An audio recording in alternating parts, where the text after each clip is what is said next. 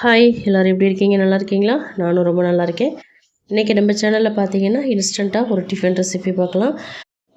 கருப்பு உளுந்து, பாசிப்பருப்பு, ரவை, துவரம்பருப்பு இது இருந்தால் போதும், சூப்பரான இன்ஸ்டண்ட்டான ஒரு டிஃபன் ரெசிபி செஞ்சு முடிச்சிடலாம். டேஸ்ட் அல்டிமேட்டாக இருக்கும். இது மார்னிங் பிரேக்ஃபாஸ்ட் எடுத்துக்கலாம், நைட்டு டின்னராகவும் எடுத்துக்கலாம். ரொம்பவே ஹெல்த்தியான ஒரு டிஃபன் ரெசிபி. இது பசங்களுக்கு ஈவினிங் டைமில் ஸ்நாக்கை கூட நீங்கள் ரெடி பண்ணி கொடுக்கலாம். ஸ்கூலுக்கு கூட லஞ்ச் பாக்ஸாக பேக் பண்ணி கொடுக்கலாம். இப்போ வாங்க இந்த ரெசிபி எப்படி செய்கிறதுன்னு பார்க்கலாம்.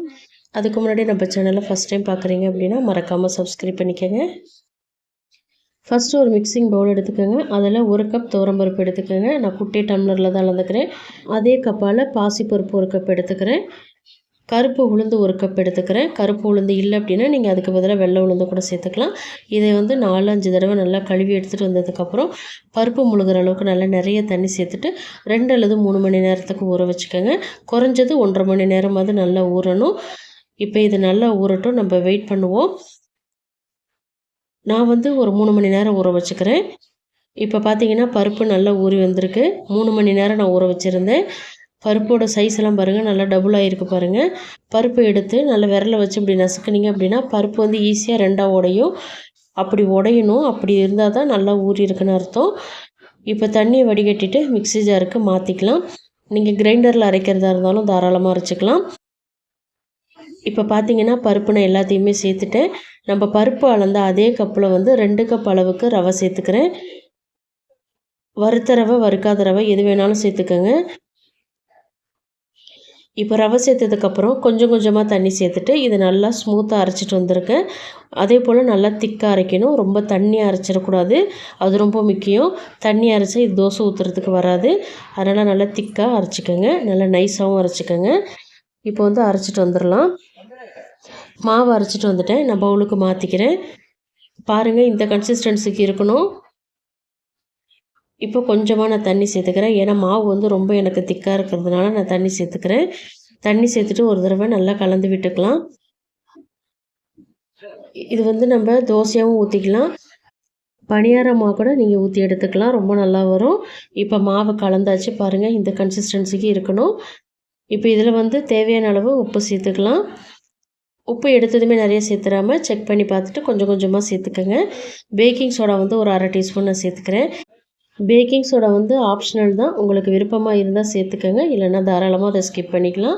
இப்போ இதையும் ஒரு தடவை நல்லா கலந்து விட்டுக்கோங்க. இப்போ பார்த்தீங்கன்னா மாவு நல்லா கலந்தாச்சு. ஒருவேளை உங்களுக்கு ரொம்ப தண்ணி ஆயிடுச்சு அப்படின்னா கடலை மாவு இருந்தால் சேர்த்துக்கோங்க, கரெக்டாகிடும். இல்லைன்னா அரிசி மாவு சேர்த்துக்கோங்க. இப்போ இதில் 1 டீஸ்பூன் பொடியாக நறுக்கின இஞ்சி, பொடியாக நறுக்கின கொத்தமல்லி இலை, 2 பொடியாக நறுக்கின பச்சை மிளகாய், புதினா இலை பொடியாக நறுக்கினது அதுவும் கொஞ்சம் சேர்த்துக்கிறேன்.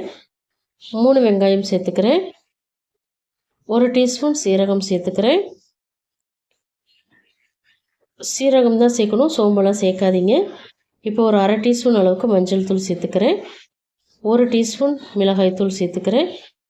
இப்போ இது எல்லாத்தையுமே நல்லா கலந்து விட்டுக்கலாம். நம்ம உப்பு ஏற்கனவே சேர்த்துட்டதுனால நான் இப்போ சேர்க்கல. இதில் எனி வெஜிடபிள்ஸ் வேணாலும் நீங்கள் சேர்த்துக்கலாம், உங்களுடைய விருப்பம். கேரட், உருளைக்கிழங்கு, கேபேஜ், காலிஃப்ளவர் அது போல் எது வேணாலும் நீங்கள் சேர்த்துக்கலாம். ரொம்ப சூப்பராக இருக்கும். அதே போல் இது போல் செஞ்சாலும் இன்னும் டேஸ்ட் ரொம்ப கூடுதலாகவே இருக்கும். இப்போ நல்லா கலந்தாச்சு. இந்த மாவு இப்போ நம்ம ஊற்றி எடுத்துக்கலாம். நான் ஒரு குழியான கடாய் வச்சுருக்கேன், ஹீட் பண்ணி வச்சுருக்கேன். இதில் இப்போ எண்ணெய் சேர்த்துக்கலாம். ஆப்பக்கடாயில் செஞ்சுக்கலாம், அல்லது தோசை தவாவில் கூட செஞ்சுக்கலாம். இப்படி செஞ்சாலும் நல்லா வரும். எண்ணெய் கொஞ்சம் தாராளமாகவே சேர்த்துக்கோங்க. நல்லா ஹை ஃப்ளேமில் வச்சுக்கோங்க. ஹை ஃப்ளேமில் வச்சுட்டு உங்களுக்கு மாவு எந்த அளவுக்கு தேவையோ அதுக்கு தகுந்த மாதிரி சேர்த்துக்கோங்க. நான் பன் தோசை மாதிரி செய்கிறேன், அதனால் மாவு நான் கொஞ்சம் அதிகமாகவே ஊற்றுக்கிறேன். மாவு ஊற்றிட்டு திரட்டி விடக்கூடாது, அப்படியே விட்டுறணும். இதை மூடி போட்டுட்டு மீடியம் அல்லது லோ ஃப்ளேமில் வச்சுட்டு ஒரு 2 நிமிஷத்துக்கு நல்லா குக் பண்ணிக்கோங்க. நல்லா கிறிஸ்பியாக ஆகட்டும். அடியில் பார்த்திங்கன்னா நல்லா கலர் சேஞ்ச் ஆகி வரும். அந்த டைமில் நம்ம திருப்பி விட்டுக்கலாம். இப்போ பாருங்கள், நல்லா அடியில் வெந்திருக்கு. கலர் சேஞ்ச் ஆகிருக்கிறது நல்லா தெரியுது பாருங்கள். நல்லா சைட்லலாம் அந்த ப்ரௌன் கலராக இருக்குது பாருங்கள். இப்போ திருப்பி விட்டு இன்னொரு சைடு நம்ம குக் பண்ணிக்கலாம். எவ்வளோ சூப்பராக இருக்குது பாருங்கள். கலர் இந்த அளவுக்கு நல்லா குக் ஆகணும். அதே போல் உள்ளாரையும் நல்லா பர்ஃபெக்டாக குக் ஆகும்.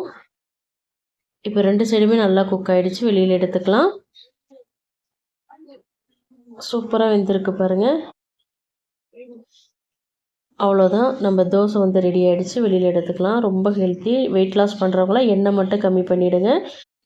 வாரத்தில் 1 அல்லது 2 நாள் நீங்கள் கட்டாயமாக எடுத்துக்கலாம். வெயிட் லாஸ் பண்ணுறதுக்கும் ரொம்ப ஹெல்ப்ஃபுல்லாக இருக்கும். இப்போ நான் பிளேட்டுக்கு மாற்றிக்கிறேன்.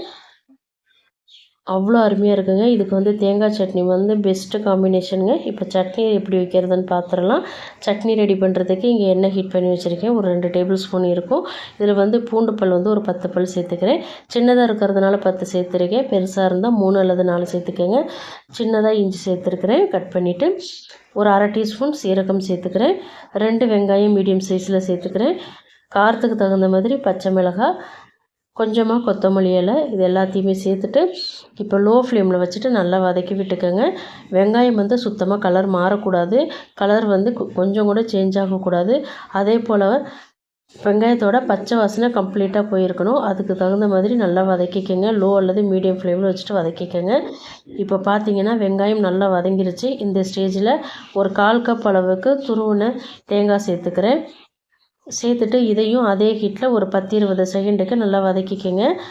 அடுப்போட தீயை வந்து கடைசி வரைக்கும் லோ ஃப்ளேம்லேயே வச்சுருங்க. இப்போ தேங்காயையும் நல்லா வதக்கியாச்சு. இந்த ஸ்டேஜில் ஸ்டவ்வை ஆஃப் பண்ணிவிட்டு நல்லா ஆற வச்சுருங்க. ஆறுனதுக்கப்புறம் ஒரு மிக்ஸி ஜாருக்கு மாற்றிக்கலாம். இப்போ நான் மிக்ஸி ஜாருக்கு மாற்றி வச்சுருக்கேன். இதில் வந்து இப்போ ஒரு 3 டேபிள் ஸ்பூன் வறுத்த வேர்க்கடலை, 3 டேபிள் ஸ்பூன் பொட்டுக்கடலை சேர்த்துக்கிறேன். தேவையான அளவு உப்பு சேர்த்துக்கிறேன். உப்பு சேர்த்துட்டு கொஞ்சமாக தண்ணி சேர்த்து இதை நல்லா கொரப்பாக அரைச்சிட்டு வந்துடுங்க. ரொம்ப நைஸாலாம் அரைக்கக்கூடாது. அதே போல் புளி வேணும்னாலும் நீங்கள் இந்த ஸ்டேஜில் புளி சின்னதாக சேர்த்துட்டு நீங்கள் அரைச்சிக்கலாம். இப்போ நான் அரைச்சிட்டு வந்துட்டேன். பவுலுக்கு மாற்றிக்கிறேன். தண்ணி வந்து உங்களோட விருப்பம். இந்த சட்னி வந்து தண்ணியாக வச்சாலும் நல்லாயிருக்கும், திக்காக வச்சாலும் நல்லாயிருக்கும். நான் மீடியம் கன்சிஸ்டன்சியில் வைக்கிறேன். இது வந்து இட்லி, தோசை, பணியாரம், வடை எல்லாத்துக்குமே வச்சு சாப்பிட்லாம். சப்பாத்திக்கு கூட வச்சு சாப்பிட்லாம். சூப்பராக இருக்கும். இப்போ நல்லா கலந்து விட்டுக்கிறேன் உப்பு சேர்த்துட்டு. பாருங்கள், இந்த கன்சிஸ்டன்சிக்கு தான் நான் வச்சுருக்கேன். ரொம்ப தண்ணியாகவும் இல்லாமல் திக்காகவும் இல்லாமல் வச்சுக்கோங்க.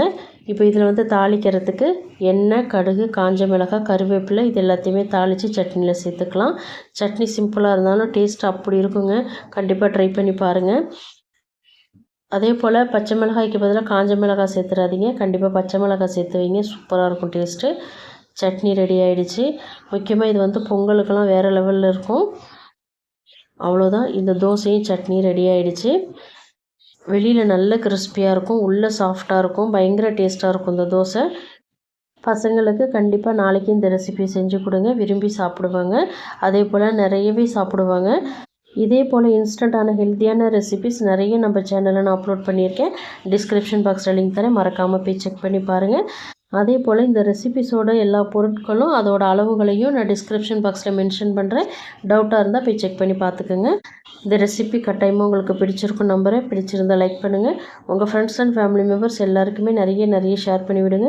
இது போல் இன்ட்ரெஸ்டிங்கான ரெசிபிஸ் தெரிஞ்சுக்க மறக்காமல் அனிதா டேஸ்டிக்காரர் தமிழ் சேனலை சப்ஸ்கிரைப் பண்ணிக்கோங்க.